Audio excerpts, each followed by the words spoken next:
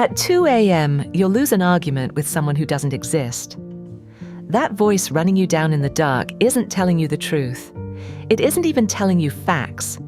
Almost nobody notices this. The thought itself was never the problem. The problem is what you do half a second later, and you do it thousands of times a day. Miss it, and you'll keep mistaking a scared prediction for reality. You will brace for futures that never arrive and shrink your whole life around a narrator you never agreed to obey. Catch it, and the floor stops moving under you. Start with the difference that changes everything. A thought is a spark, it just appears uninvited. Thinking is the fire you build on top of it, when you grab the spark and feed it, until disaster becomes, they hate me, becomes, I'm getting fired. The spark you can't always stop, the fire is optional. So the instant it flares, name it, say out loud that's a thought, not a fact, and feel the grip loosen in your chest. But naming it isn't enough because this voice is a master of disguise. It speaks in your own accent, using your own memories as evidence, which is exactly why you swallow it whole. So corner it with one question, fact or story? I paused for 4 seconds. Fact, provable. Everyone could tell I'm a fraud. Story, invented on the spot. Nearly every thought that wounds you is a story wearing a fact's uniform. Strip away the uniform and the life sentence turns into a soap bubble. 2 questions left, and the next one tends to sting. Listen to the tone of the cruelest line, because it's usually borrowed. A parent, a coach, someone whose contempt you absorbed so young, you forgot it wasn't yours. Then ask the question that cracks people open. Would you say this to someone you love? Never. You'd be gentler, fairer, more accurate. That gap between how you treat a friend and how you treat yourself isn't humility. It's a habit, and habits can be dropped. One blade left for the thoughts that are partly true. Because some are, and you still don't have to keep them. Ask only this: does this thought help me act better? I could have prepared more points forward. Keep it. I'm a useless idiot who always blows it points straight down. Drop it. 4 questions and the voice goes quiet. Except it won't not from asking once while your heart is pounding at midnight. So do this instead. Tonight, take 1 sheet of paper. Write the cruelest thing it repeats. Create 2 columns, evidence for evidence against facts only, like an investigator who hasn't picked a side. The against column runs longer every time. The for column collapses into feelings, dressed up as proof. You've been believing a case that wouldn't survive 5 minutes of cross-examination. The voice doesn't go silent because you win the fight. It goes quiet because you stop handing it the microphone. You are not the voice in your head. You're the one who decides what it's allowed to mean. You have confidence backwards, and it's quietly costing you years. That calm, certain feeling you keep waiting for before you act shows up in the exact opposite order you think. A man who could barely get out of bed proved it. His name was William James. Sick, depressed, so low he thought about ending it. Convinced he was a helpless victim of his body, his family, his circumstances, everything outside him. Then he made one decision that would eventually make him the father of modern psychology. Skip what he saw and you'll keep getting ready for things you never start, reading a pounding heart as a stop sign. Catch it, and that same racing pulse becomes a green light. Here's what James understood. He couldn't cure his body, rewrite his family, or undo his past. But he could choose what to do next. So he decided to act as if his choices mattered before he felt 1 ounce better. He didn't wait to feel ready. He moved, and the readiness was built by the moving. Your first step today, take the thing you've been not ready for and do the smallest possible version of it before the day ends. Because confidence was never the entry fee for action. It's the receipt you get afterward. The people who look fearless to you feel their hearts slam too. The difference is they move with the fear instead of waiting for it to leave the room. Courage isn't a quiet mind. It's motion with fear strapped into the passenger seat. So stop trying to clear the whole wall in one jump. Build a ladder. Write the fear at the top. Break it into 10 rungs from smallest to largest and do only rung 1. Terrified of speaking up? Rung 1 is a single question in a small, safe room. Scared of the phone? Rung 1 is calling to ask a store's hours. Nothing on the line. You climb a staircase by proving you can climb it. But one ingredient makes the whole thing hold, and almost everyone leaves it out. Right after each rung, write 2 lines. What you were afraid would happen, and what actually did. That gap between the catastrophe you predicted and the reality that arrived is evidence your fear can't argue with. So climb, log, repeat. But the ladder buckles unless you do the deeper thing first. Before you climb anything, dig up 3 times in your life you acted while terrified and survived. The first day, somewhere new. The conversation you dreaded. The leap you almost didn't take. Write them down. That list is proof you're already the kind of person who moves while afraid. The fear was lying about that too. Pick your rung 1 this week and take it before you feel ready. Courage isn't the absence of fear. It's the decision to move before the fear gives permission. You were never waiting on confidence. Confidence was waiting on you to move. His name was Cato, and the Romans considered him nearly unbreakable.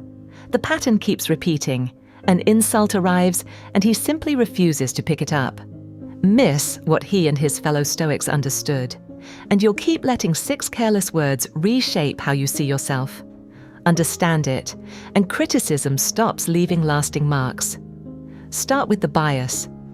Your brain gives threats far more weight than praise, because for most of history, a missed compliment cost nothing, while a missed danger could cost you your life. So one criticism genuinely feels louder than 50 kind words, not because it's more true, but because your internal alarm is sounding. The moment it stings, name it. That's my threat alarm firing, not a verdict being handed down. Now Cato. He was struck by a stranger in a crowd who didn't recognize him. When the man later rushed over to apologize, Cato said he didn't even remember being hit. The event happened. He simply chose not to carry it home. The sting you feel isn't fully delivered by the other person. It's the meaning you add in the half-second afterward. So, before you pick it up, pause. His fellow teacher, Epictetus, gave his students a line for moments exactly like this. When you hear someone has been speaking badly about you, tell yourself they obviously don't know your other faults. Or they would have mentioned those too. It turns an attack into a joke. But criticism that's partly true needs a sharper tool, so filter it. Ask 3 questions. 1. Is it true or partly true once you strip away the harsh tone? 2. Does the source matter, or is it simply someone having a bad day behind a keyboard? 3. What's the useful 1%? A co-worker says your presentation was all over the place. It stings. Filter it. Maybe the middle section did wander. The useful part is tighten the middle, so you keep that and discard everything else. The tone, the exaggeration, and the bad day that was never about you in the first place. 3 questions, and most of the sting disappears. But the deepest wound was never the comment itself. It's the old wound the comment lands on, an earlier voice that already told you that you weren't enough. The stranger's words simply echo it, so separate them on paper. Write the bare fact of what was said, then write the story you added on top. The fact is small and manageable. The story is the wound, and you're the one writing it. The next time criticism cuts deep, separate fact from story, keep the useful 1% and let the rest go. Criticism is information about something you did. It is never a verdict on who you are, unless you sign the verdict yourself. You hold the gavel, not them. The last person on earth you would ask for life advice was a broke, drunk mail sorter whose writing got rejected for almost 30 years. He understood something you do not. He quit chasing the one thing you spend all day trying to earn, and that chase is draining you dry. His name was Charles Bukowski. Turned down by nearly every publisher alive, he never once sanded himself down into someone more acceptable to please them. When success finally came, it arrived because he stopped performing a man he was not and told the truth about the one he was. On his gravestone were 2 words: "Don't try." Keep chasing what he dropped, and you'll spend your life auditioning for people whose applause evaporates by morning. Drop it, and you get back something you did not know you had lost. Nobody budgets for this. You have a finite supply of care to give in one life, and you're spending huge amounts of it trying to be liked. So before your next automatic yes, ask one question. Am I doing this because I value it, or because I'm scared they will be disappointed in me? You will be stunned how often the honest answer is fear. Approval is a game with no finish line. Win one person over, and another appears and land the praise, and it is gone by the time you wake up. Popularity is handed to you by other people and can be repossessed the second you stop performing. Self-respect is something you build yourself, and no one can take it back. They are 2 different currencies, and you keep paying in the one that is actually yours. But there is a move that breaks the habit fast. When the disapproval panic makes you want to blurt, "Yes, of course," pause for 24 hours before you commit. The panic almost always fades within a day, and from the calm side, you can choose freely. Then start practicing small, honest no's with no essay attached. "No, I can't this time" is a complete sentence. Each one teaches your nervous system that someone's disappointment is not the catastrophe it feels like. So pause, decline, repeat. Except the real trap sits 1 layer deeper. You have outsourced your choices for so long, you may not even know what you would pick on your own. So name your 5, the 5 things that genuinely matter most to you. Then walk back through last week choice by choice and count how many were votes for those values and how many were votes for someone's approval. The leak becomes obvious. Watch what happens when you finally say, the honest no, the people worth keeping respect you more, because they can finally tell where you stand. Say one real no this week with no apology for having a limit. You can be liked by everyone, or you can respect yourself. The bill comes due either way. The security you've been chasing through their approval only ever arrives the moment you stop. Affirmations aren't working, and it's not your fault. You simply can't lie to yourself convincingly. You cannot talk yourself into respecting someone who keeps letting you down. And lately, that someone is you. Think of every "I'll start Monday" that was dead by Wednesday. Every promise you made to yourself with a straight face and quietly broke. You didn't just skip a workout or a deadline. You taught yourself, repetition by repetition, not to believe your own word. That's the real reason the mirror pep talks bounce off. But the same machinery that wrecked your self-trust can rebuild it faster than you'd think. Start with a reframe that changes everything. Self-esteem isn't a feeling you generate. It's a reputation you build with yourself, out of evidence. You earn your own trust exactly the way you'd earn anyone's, by doing what you said you'd do, especially when it's small, especially when no one would ever know you skipped. Every kept promise is a quiet vote for "I'm someone who follows through." Every broken one votes the other way. So why do you keep losing the election? Because you start too big. You vow an hour at the gym miss and cast another ballot for "I can't trust myself." The fix runs against every instinct. Make the promise so small that failing would take real effort. 10 squats, not an hour. 2 sentences, not a chapter. 1 glass of water before your coffee. The size barely matters yet. The unbroken chain of evidence does. So make it tiny and specific. Keep it. And log it somewhere you can watch the streak grow. Then guard one rule above all others. Never break a promise to yourself twice in a row. 1 miss is just life. 2 in a row is the old "I never follow through" moving back in. But the rule that actually saves the whole system is the one almost nobody uses. On the days everything falls apart, shrink the promise instead of skipping it. Couldn't manage the 10-minute walk? Walk to the end of the driveway. Can't write the page? Write 1 sentence.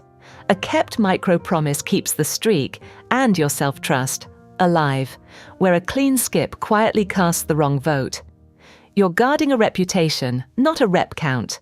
So, tiny promises, a visible streak, shrink, don't skip. But the check marks were never the point. What the streak rebuilds is, make one promise right now so small it's nearly impossible to fail, and keep it today. Notice the quiet, almost surprising feeling of being someone who did what they said they would. Run that for 7 days. You won't have just done 7 small things. You'll have 7 pieces of proof that you can be relied on. You don't think your way to self-respect. You keep your word until you believe yourself again.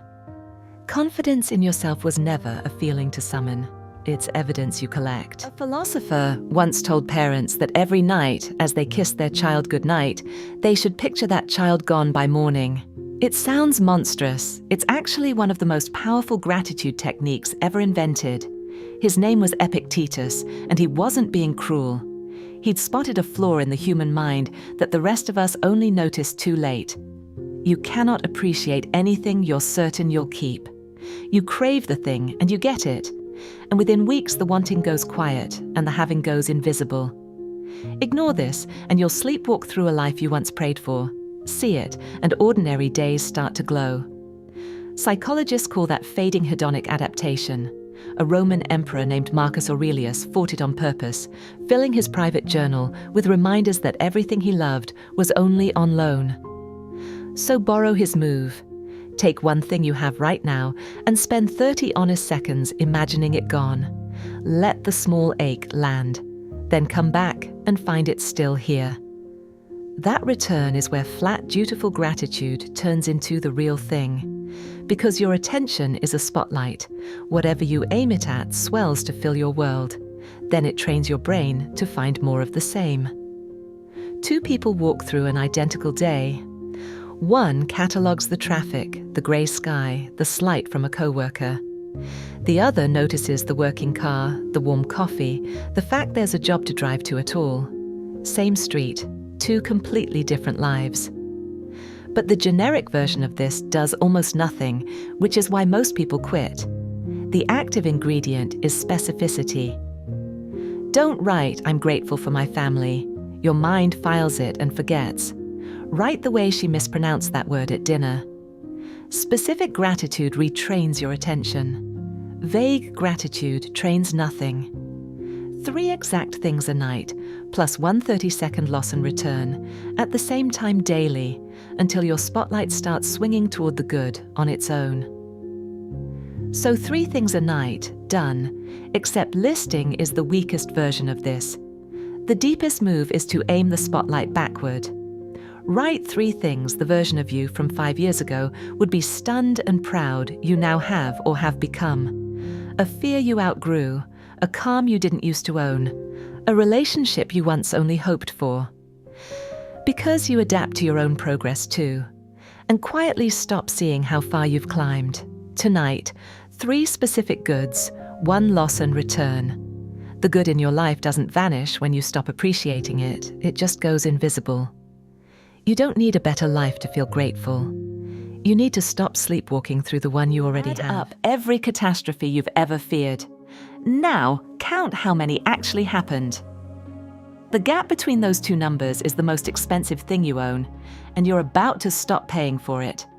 2,000 years ago, a man who advised Roman emperors left behind one line that explains nearly all of it. We suffer more often in imagination than in reality.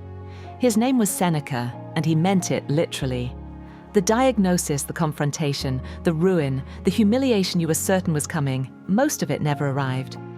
But you paid full price anyway, the sleepless nights, the knot in your stomach, the dread that soured perfectly fine days. Ignore what he saw and you'll keep getting billed for disasters that never come. Catch it and your nights get quieter. Start with why your mind does this. Your brain is above everything a threat prediction machine built over millions of years to keep your ancestors alive. It kept them alive by imagining what could go wrong and treating it as urgent. A mind that overestimated danger lost a little sleep. A mind that underestimated it faced serious consequences. So you inherited an organ that manufactures worst-case scenarios and hands them to you as breaking news. Fear, most of the time, isn't information about the world, it's a forecast, and usually a wildly pessimistic one. The moment it hits label it forecast, not fact. The modern threat may be a curt email, but your alarm system reacts as though it's something much larger. Here's the trap underneath it. Your mind runs catastrophe movies in your own voice, then hands you the screenplay as if it were a news report. Because it sounds like you believe it on sight. Don't argue with it, arguing is just more fuel. Drag it into the light instead. A fear left in the dark is infinite, but a fear written down has edges, and edges can be measured. So when the spiral starts, stop running the movie and put it on paper. 3 lines worst case spell the disaster out in full. Naming it usually shrinks it. Best case, just as possible, write it anyway. Most likely, case boring, ordinary, survivable, which is where reality almost always lands. Then add the one question fear never lets you reach. If the worst actually happened, could I cope and how? The monster shrinks the instant you make it, tell you specifically what it plans to do. 3 lines and the fear backs off. But reassurance fades, so do the deeper moves. Pull up one worst-case scenario you were once certain about that either never came or that you survived, and write down exactly how you got through it. You have a long-documented record of outlasting your own predictions. Next time the spiral starts, run the 3 scenarios on paper before your mind runs them in the dark. Fear is a forecast, not a fact, and you'd survive even the storm it keeps predicting. Anxiety is the tax you prepay on a future that almost never comes due.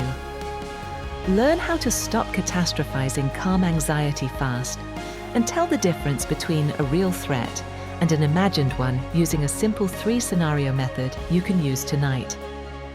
This video unpacks why anxiety feels so convincing, why fear is usually a forecast rather than a fact, and how to disarm the spiral with the worst case, best case, most likely tool, plus the one coping question that shrinks any fear. It closes with the evidence move that proves you've already survived the disasters you were sure would destroy you. For anyone dealing with anxiety, overthinking, catastrophizing, or chronic worry, this method is practical and immediate. Inspired by books and adapted from a series chapter, this approach is rooted in practical psychology and ancient wisdom. Different job, different relationship, different city, same fight again. The one thing every version of the story has in common is you, and not the part you'd guess. What feels like just my personality is often a program written long ago by a frightened version of you, running silently underneath everything you do. Keep running it blind, and you'll keep recreating the same disappointment with a fresh cast. Learn to see it, and the loop you've been stuck in for years finally snaps. Picture a child with an overbearing parent whose moods fill the whole house. That child learns without ever deciding to, that the way to stay safe and earn a scrap of warmth is to go quiet and give in. It works, so they do it again and again until it stops being a choice and becomes who they are. Now, watch that same person at 40 fold instantly at the faintest displeasure in someone, automatically and resentfully. They'll tell you it's just their nature, but it isn't. It's a program still running in a situation that has nothing to do with the one that wrote it. Most of your life runs on autopilot, subconscious rules you don't remember installing. But if a pattern was learned, it can be unlearned. Awareness is the wedge. The moment you can see a pattern, you create a gap between the trigger and your reaction. In that gap, for the first time, lives a choice. Your move is to name the pattern out loud while it's happening. This is the old loop, not a decision. It won't feel easy at first, because these patterns live in your body, not just your head. You'll feel the fold as a tightening in your chest, or a drop in your stomach, a half second before you've thought anything. The reaction is fast, but the way you slow it down is to map it. Take one situation that keeps repeating and break it into 4 parts. Trigger, the exact thing that sets it off. Automatic reaction, what you reflexively do every time. Old belief. Underneath, what you once learned that makes the reaction feel necessary, new chosen response, what you'd do if you no longer believe the old rule. On paper, the pattern stops being your identity and becomes something you can edit. Map it and you're free, except you won't believe the new response yet. And that's exactly where most people quit. So do the deeper thing. Write the frightened kid's old rule, then the truer belief a wise friend would hand you. Install it by repetition instead of waiting to feel it. The story flips from I'm broken to I learned something that no longer serves me. This week, catch one loop running and map the 4 steps. What was learned can be unlearned. You didn't write the rule, but you get to decide whether to keep following it. The moment you see the pattern is the moment the autopilot switches off and the controls come back to you. A teenager who had been worn down to almost nothing made one terrifying choice that began his climb towards becoming one of history's greatest voices. His name was Frederick Douglass. Around 16 years old, while enslaved, he was handed over to a man known for breaking people's spirits. For months it worked.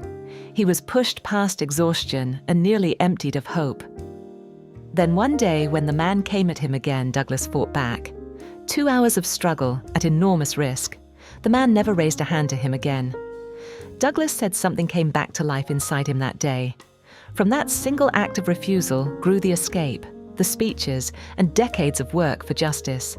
Keep trading what you believe for what's comfortable, and your own scoreboard will keep falling. Here's the mechanism. Every time you do the right thing when it's difficult, you make a deposit into your self-respect. Every time you betray your values for comfort, you make a withdrawal. Over a lifetime, those choices add up to a person you're quietly proud of or quietly disappointed in, and no amount of positive self-talk can override that balance. So name your next hard, right choice for what it is. A deposit you're either going to make or skip. And the strength to make it is built in advance. A Roman emperor named Marcus Aurelius opened his private journal, not with grand philosophy, but with a careful list of the virtues of his adoptive father. He studied the man and kept his example in front of him, so he could imitate those qualities in his own decisions, day after day. Character isn't something you're given. It's something you build by choosing who to imitate and practicing it in the small moments nobody sees. But knowing the right thing was never the hardest part. The timing is, good intentions rarely fail because they're wrong. They fail because they're delayed. I'll do it when it's safer, when it's easier, next time.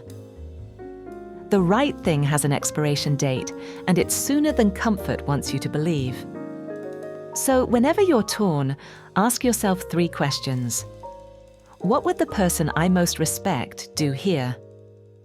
Which choice will I be proud of a year from now? Am I choosing comfort or character? Then move before the excuse can regroup. 3 questions and you've decided. But reflection without action is simply more thinking. So do something deeper. Remember one time you did the hard right thing when the easy exit was sitting right there, and notice that it still feels good to remember years later. That lasting feeling is self-respect. The relief of taking the easy way out faded quickly and often became regret. You've made these deposits before. You can make more. Do one right but uncomfortable thing this week, and do it promptly. Character becomes destiny. It's built in the moments when doing the right thing costs you something, and you choose to pay the price anyway. Make the deposits while the moment is still yours. Stop waiting for the breakthrough. It isn't coming. The thing that actually turns you into a different person is so small you'll be tempted to skip it. And that's the best news in this entire series. Everyone hunts for the single moment that rearranges everything. The rock bottom, the lightning strike, the morning you wake up finally changed. It doesn't exist. What does exist is quieter and far more powerful. Missing it is exactly why your last 10 fresh starts were dead by Thursday. Get this, and becoming a stronger person stops being a fantasy and turns into a checklist. Look at how real change actually happens. There's almost never a single moment you can point to. The transformation arrives out of hundreds of small daily practices that each felt like nothing on the day you did them. A few minutes of paying attention. One promise kept. One old pattern caught mid-loop and interrupted. None of it dramatic, all of it decisive. Which means you are not something to be found, you're something to be built. You do not transform by deciding to be different. You become different by repeatedly acting different. Your identity is simply the sum of what you repeatedly do. Every small action lays one brick in the person you're becoming. So choose the action, not the intention. Not one of the tools in this series was a feeling you had to summon. Each was a practice, questioning a thought, climbing one rung of a fear, filtering criticism down to its useful 1%. Saying the honest no, keeping the tiny promise, naming 3 specific things you're grateful for, putting a worst-case fear on paper, mapping an old pattern, doing the hard right thing right now. The steady, unshakable people you admire aren't made of better material. They've simply been laying these bricks long enough that the bricks became a self. But 10 practices at once is how people burn out. So do this instead. Build a blueprint. First, write who you're becoming in the present tense.